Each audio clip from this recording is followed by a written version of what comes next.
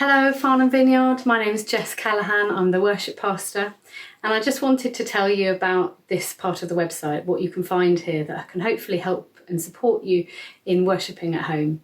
These are very, very strange times we're living in, aren't they? And they can cause us to feel different emotions and feelings that we haven't really had to face before.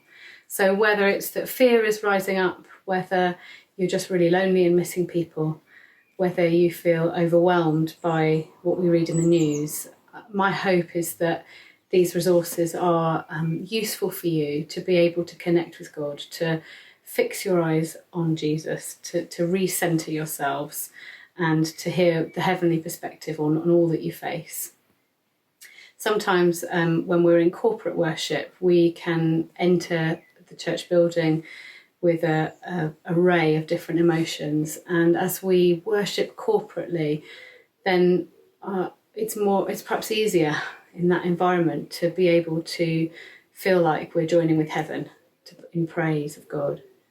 So there are things that are difficult about this time, and meeting for corporate worship, not being able to do that is one of those things. But I feel increasingly excited about the idea of us all developing in how we connect with God at home, in those moments of real intimacy and one-to-one connection with God, where we experience that surrendering of our hearts and then we hear him differently. So what you'll find in here, in this part of the website, is some playlists. You'll find a selection of playlists. There's playlist 1, FV, Farnham Vineyard Playlist 1, which is a list of songs that we sing quite often in church. So if you want to have the familiar songs, that's the one for you. There's FV, Farnham Vineyard Playlist 2, which is a collection of songs which we may have not sung that often, or songs that we might be planning to sing in future, or songs that just have felt like key for this moment, really.